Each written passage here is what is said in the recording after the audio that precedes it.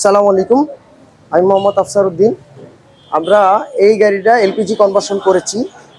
এই গাড়িটা app premium, but এই গাড়িটার ইঞ্জিনের সিসি হচ্ছে 1800 সিসি। সিসি কিন্তু বেশি। আপনারা সচরাচর এতদিন যত গাড়ি দেখেছেন এগুলো সব 1500 সিসি, বাট এই গাড়িটা হচ্ছে 1800 সিসি। এটাও আমরা 60 লিটার সিলিন্ডার দিয়ে এলপিজি করছি। আর পাশাপাশি আমরা এলপিজি করা শেষ, আমরা এসির কাজটাও করতেছি। এসির কাজ আছে, এসির কাজ করতেছি। আর আপনারা সবসময় জিজ্ঞেস করেন যে ভাই গ্যাসটা কি বাড়াই দিচ্ছেন না কমাই দিচ্ছেন। আমি একটা জিনিস বারবার বলি, আসলে গ্যাসটা কিন্তু আপনি চাইলেই বাড়াইতে পারবেন না, চাইলেই কমাইতে পারবেন না। আর চাইলে যদি বাড়ায়ও দেন যে মাইলেজ বাইরে যাবো, বা কমায় দেন যদি তারপর মাইলেজ কমে যাবো, এরকম না। বিষয়টা হচ্ছে আমি সুন্দর করে বুঝাই বলি।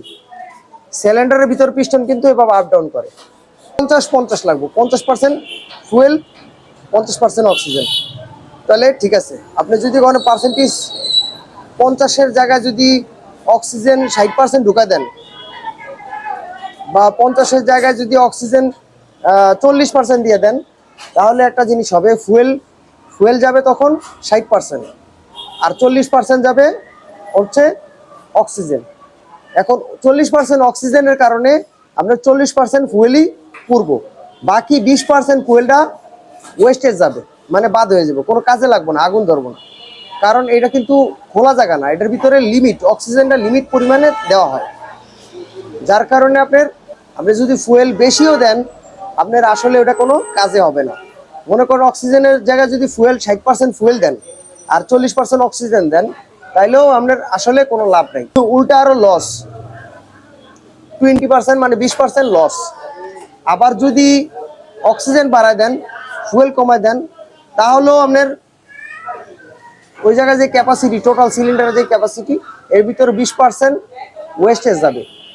যে কোনোটা 20% বা 10% ওয়েস্টেজ যাবে। আপনি যদি এদিক দিয়ে বাড়ান ওদিকে ওয়েস্টেজ যাবে, ওদিক দিয়ে বাড়ান এদিকে ওয়েস্টেজ যাবে। মানে আপনার এটা যা দরকার তাই দিতে হবে। আপনি জোর করে বাড়াইলে আর কমাইলে হবে না। হ্যাঁ, আমরা তাহলে মাইলেজ কীভাবে বাড়াই? আমরা মাইলেজ বাড়াই গাড়ির কোনো কিছু ডিস্টার্ব আছে কিনা ওই জিনিসটা ঠিক করে দিলে মাইলেজ বেড়ে যায়। কোনো সেন্সরে ডিস্টার্ব, অক্সিজেন সেন্সর অনেক সময় জ্যাম থাকে, এয়ার ফুলু সেন্সরে অনেক সময় ময়লা জমে যায়, ঠিক আছে, অনেক সময় এই লাইনগুলো কাট আপ থাকে, অনেক সময় গিয়ার ক্যালিব্রেশন ওকে থাকে না, ঠিক আছে, অনেক সময় এক্সট্রা হাওয়া টানে, মানে এই এক্সেসরিজ আর কি সব। অনেক সময় হেড ঠিক মতো কাজ করে না, ইঞ্জিন হেড, বা গ্যাসের কোনো সিস্টেমে বেশি সাপ্লাই দিচ্ছে। এগুলো সব আসলে সব কিছুর উপর যখন কাজ করি তখন অটোমেটিকলি মাইলেজ বেড়ে যায়। আর এই জন্য আপনাদের সময় দিতে হবে। আসলে মাইলেজ আপনি বললেন আর বাড়াই দিলাম এরকম কিন্তু হয় না। অনেক সময় অনেক গাড়িতে মাইলেজ 3-4 বার বা 5 বার আসার পরে ওকে হয়। এখন ওই পর্যন্ত আপনাদের ধৈর্য রাখতে হবে। যদি না পারেন তাহলে আসলে আইসা কোনো লাভ নেই। কারণ আপনার দেখা গেল 10 জায়গার সমস্যা, আমার 10টা প্রবলেম সলভ করতে হবে। আর একদিনে দেখা গেল এরকম 10টা প্রবলেম আমি সলভ নাও করতে পারি, কারণ সময়ের ব্যাপার আছে। আপনি চাইলে মনে করেন একটা কাজ একদিনে একবার শেষ করে ফেলাইতে পারবেন না। এরকম কিছু কাজ আছে যে আপনার 2-3 দিন সময় লাগবে।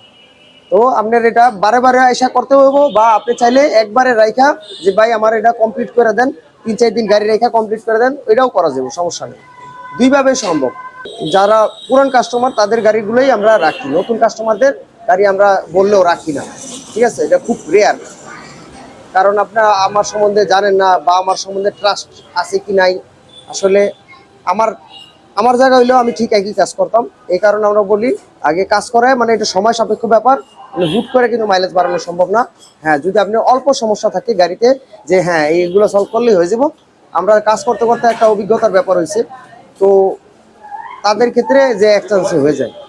আর যাদের গাড়িতে অনেক সমস্যা থাকে, যারা নতুন কিনে নেন, তখন এই গাড়িগুলো এরকম সমস্যা হয়। কারণ ওই আগের মালিক কিন্তু সব কাজ করে ওকে রাখে না, দেখা গেল 10-15টা সমস্যা বের হয়, সেই সব গাড়িগুলোই সময় লেগে যায় বেশি। আর যারা দেখা গেল না আমি সবসময় রেগুলার সার্ভিস করে রাখতেছি, ওকে করে রাখতেছি, তাদের গাড়ির ক্ষেত্রে এটা লাগে না। হয়তো 1-2টা প্রবলেম সলভ করলেই হয়ে যায়, কম সময়ের ভিতরে হয়ে যায়, ঠিক আছে। এই জিনিসগুলো আপনারা খেয়াল রাখবেন।